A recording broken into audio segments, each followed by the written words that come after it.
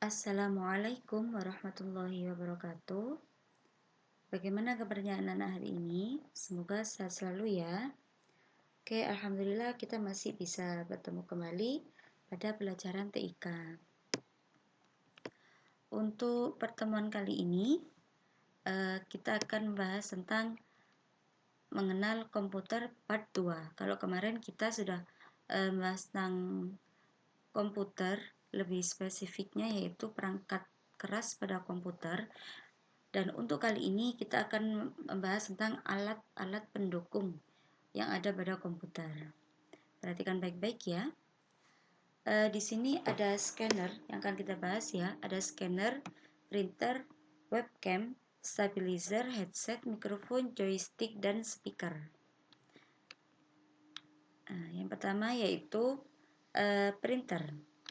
Nah, untuk printer ini, insya Allah kalian sudah familiar ya, atau sudah mengenal semua bagaimana bentuknya printer, kemudian model-modelnya printer itu seperti apa. Kalian insya Allah sudah mengenal semua ya. Di sini fungsi dari printer adalah mencetak data seperti tulisan, gambar, atau foto pada kertas. Selanjutnya scanner. Scanner ini hampir sama kayak mesin fotokopi. Fungsinya juga untuk mengcopy data. Di sini ya, fungsi dari scanner yaitu mengcopy data objek dan dipindahkan ke dalam memori komputer yang hasilnya dapat dilihat pada monitor komputer. Jadi misalkan kalian punya foto ya, selembar foto, kemudian kalian ingin menjadikan foto itu file atau memasukkan foto itu ke dalam komputer dalam bentuk file ya, maka fotonya, lembar foto tadi kamu taruh di sini, di ini ya, di tempatnya scanner ini. Kemudian kalau sudah, silakan diklik tombol scan ya, biasanya begitu. Kemudian kalau fotokopi juga bisa juga, hampir sama sebenarnya. Cuman kalau scanner ini biasanya juga ada pada beberapa printer. Jadi ada printer yang fungsinya selain untuk mencetak dokumen, juga fungsinya sebagai scan. Jadi double ya, multifungsi. Ada printer yang buat scan, ada printer yang buat printer saja, mohon maaf, dan ada printer yang bisa digunakan untuk scanner sekalian gitu. Selanjutnya yaitu speaker. Kalau speaker, kalian insya Allah sudah familiar ya dengan speaker. Ini adalah salah satu contoh speaker yang ada pada komputer. Speaker eksternal ya. Fungsinya untuk merubah gelombang listrik dari perangkat audio menjadi gelombang suara dan getaran. Selanjutnya yaitu stabilizer. Stabilizer ini mungkin ada yang sudah tahu, ada yang belum. Di sini stabilizer itu yang mana sih, Miss? Nah, stabilizer itu yang ini.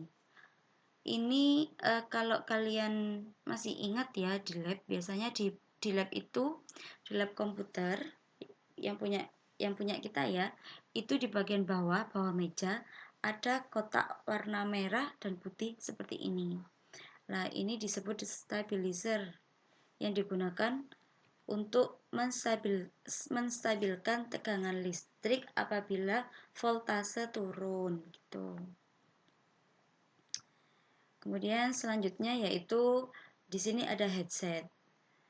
Headset ini, kalau headset sudah familiar banget ya, insya Allah kalian sudah punya headset dan sudah tahu model-modelnya headset.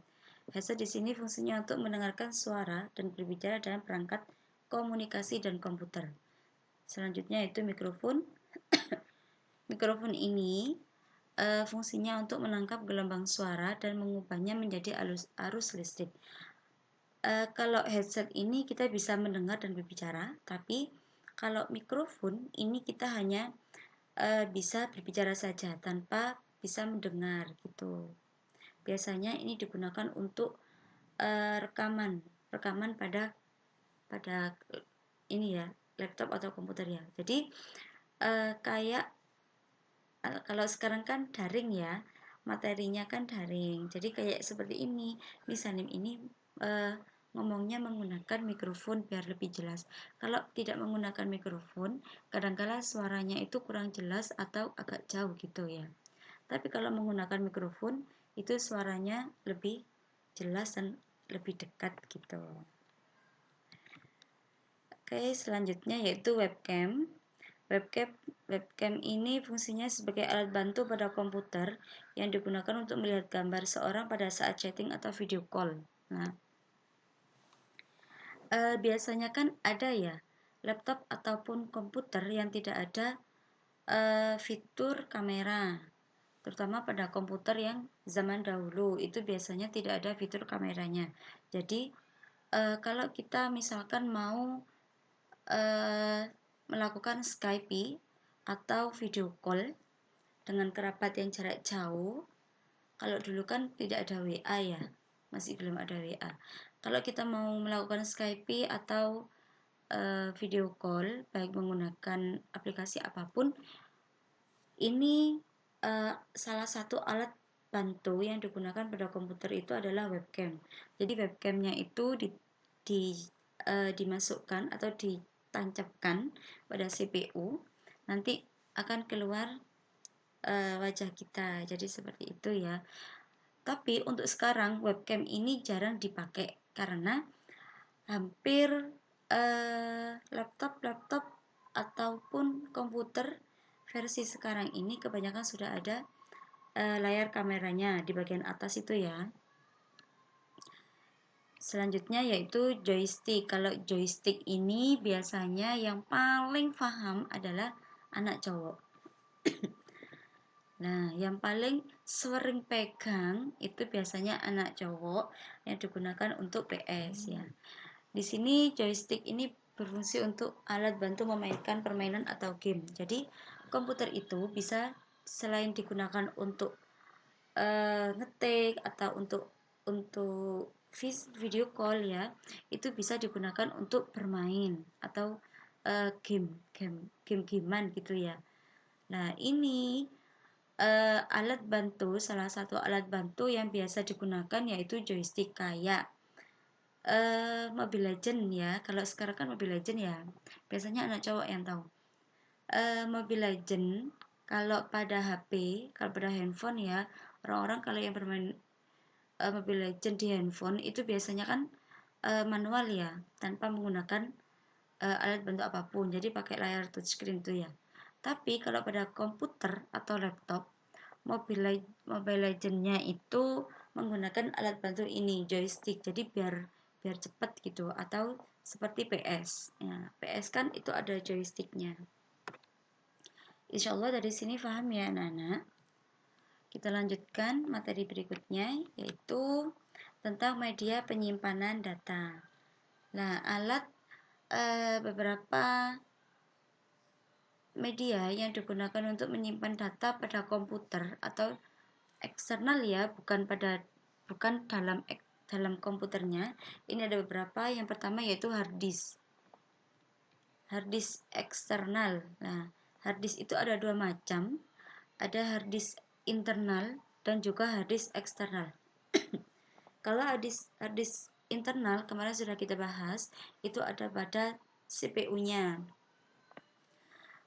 Kemudian kalau hard disk eksternal ini hard disk yang ada di luar komputer, jadi bukan bawaan dari komputer itu sendiri.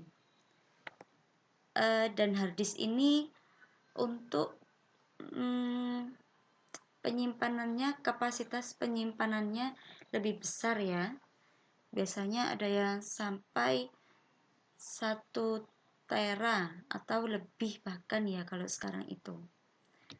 Kemudian selanjutnya yaitu floppy disk atau disket. Lah, disket ini untuk zaman sekarang jarang sekali dipakai maksudnya. Hampir tidak ada yang pakai. Disket ini digunakan pada zaman dahulu. Jadi kalau komputer-komputer itu biasanya di atasnya CD-ROM itu ada space ya, ada space kosong atau kayak ruangan gitu. Yang kecil biasanya. Nah, itu fungsinya untuk memasukkan disket. Jadi disket ini hampir sama kayak CD, ya. CD-ROM ya, CD atau DVD. Selanjutnya itu hard disk, mohon maaf, flash disk. Kalau flash disk ini kalian insya Allah sudah paham berbagai macam flash disk, bentuknya flash disk dengan berbagai macam kapasitas, insya Allah kalian sudah tahu ya.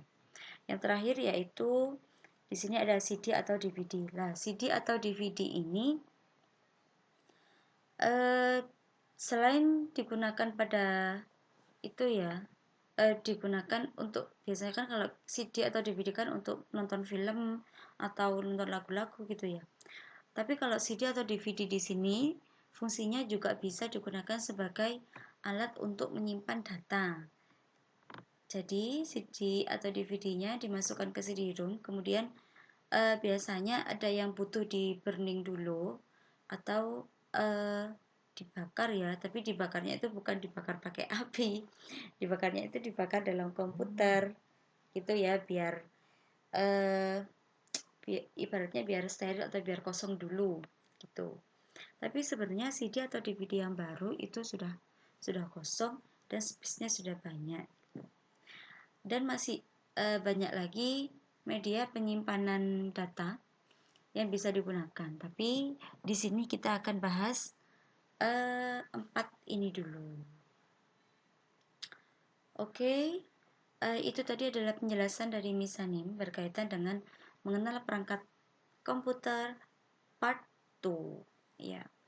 Untuk selanjutnya silakan dikerjakan latihan soal yang ada di Google Form. Oke, silakan dibaca baik-baik ya anak-anak. Terima kasih. Itu saja penjelasan dari Miss Hanim. Apabila ada kurang lebihnya, Miss Hanim mohon maaf yang sebesar-besarnya. Jangan lupa jaga kesehatan, patuhi protokol kesehatan COVID-19, dan jangan lupa sholat 5 waktu. Terima kasih. Wassalamualaikum warahmatullahi wabarakatuh.